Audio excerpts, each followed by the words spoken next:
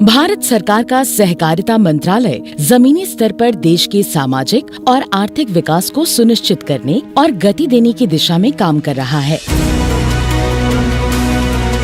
सहकार से समृद्धि की परिकल्पना और उद्देश्य एक सुदृढ़ नीति और कानूनी व संस्थागत ढांचे को बढ़ावा देकर सहकारी आधारित आर्थिक मॉडल को मजबूत करना है, जो इन सहकारी समितियों को उनकी पूरी क्षमता का एहसास कराने में सक्षम बनाता है। जब विकसित भारत के लिए बड़े लक्ष्यों की बात आई तो हमने सहकारिता को एक बड़ी ताकत देने का फैसला किया। हमने पहली बार सहकारिता के लिए अलग मंत्रालय बनाया, अलग बजट का प्रावधान किया।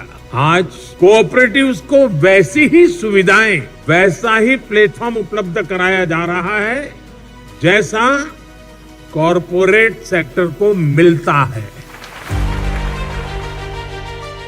माननीय गृह एवं सहकारिता मंत्री श्री अमित शाह के कुशल नेतृत्व में सहकारिता मंत्रालय इस कार्य को समय सीमा के अनुरूप पूरा करने में जुटा है। हमारे प्रधानमंत्री की जो कल्पना है सहकार से समृद्धि की, हम देश की समृद्धि को तो बढ़ाएंगे ही बढ़ाएंगे, देश के जीडीपी में हमारे कंट्रीब्यूशन को भी बढ़ाएंगे, परंतु इसके साथ साथ जो नीचे का तबका है, जो गरीबी की रेखा के नीचे जीता था, उसके पास पूंजी नहीं है। इसकी छोटी छोटी पूंजी को एकत्रित कर कोऑपरेटिव से एक बड़ी पूंजी बनाकर उसको भी उद्यम के साथ जोड़ने का काम हम करेंगे। सहकारिता की भावना को मूर्त रूप देने वाला एक ऐसा ही संगठन ULCCS यानी उरालंगल लेबर कॉन्ट्रैक्ट कोऑपरेटिव सोसाइटी है, जिसका मुख्यालय केरल के वडकरा कोझिकोड में है।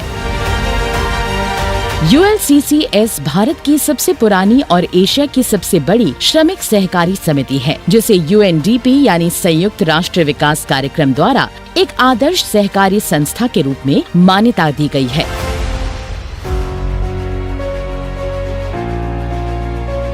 ULCCS की शुरुआत 1924 में हुई थी। गुरु वाग भट्टानंद से प्रेरित होकर 14 युवकों ने मात्र 37 पैसे की पूंजी से इसकी स्थापना की थी। 2022-23 में ULCCS का कारोबार 2,334 करोड़ रुपए रहा, जिसमें 382 करोड़ रुपए का सकल लाभ और 17,138 सदस्य कर्मचारियों को 10% का लाभांश शामिल है। ULCCS के पास 4,978 करोड़ रुपए की संपत्ति भी है। सहकारिता मंत्रालय पूरे भारत में ULCCS की कामयाबी को दोहराने के लिए काम कर रहा है। ULCCS के सैकड़ों प्रतिभाशाली लोगों में से एक हैं आनंदन वीके। गरीबी के कारण उन्होंने 15 साल की उम्र में स्कूल छोड़ दिया और काम करना शुरू कर दिया था। उनकी पहली नौकरी खदान में पत्थर तोड़ने की थी। आनंदन ने नौकरी के दौरान काफी कुछ सीखा, अपना कौशल बढ़ाया और लगातार ऊपर की रैंक हासिल की। आज वे ULCCS के निदेशक मंडल के उपाध्यक्ष हैं।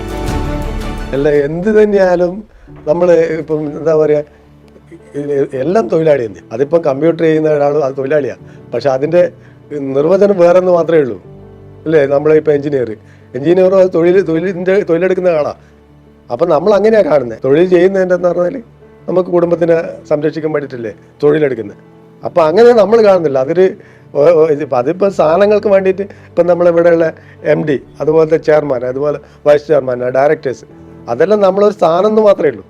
എല്ലാം എടുക്കുന്നത് തൊഴിൽ തന്നെയാണ്. ആ തൊഴിൽ തന്നെ നമ്മത്തെ ആ മഹത്വം।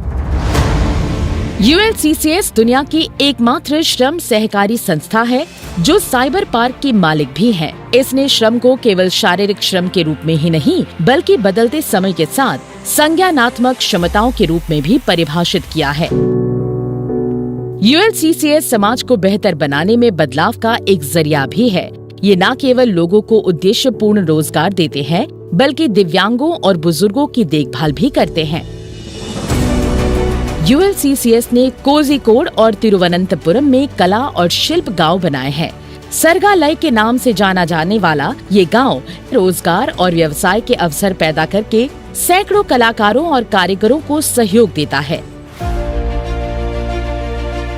ULCCS अपनी स्थापना के शताब्दी वर्ष में प्रवेश कर रहा है, लेकिन इसके मौलिक मूल्य एक मार्गदर्शक शक्ति बने हुए हैं। ये एकजुट है, मजबूत है और प्रगतिशील भी है। आने वाले वर्षों में ULCCS भारत के विकास में एक निर्णायक भूमिका निभाएगी।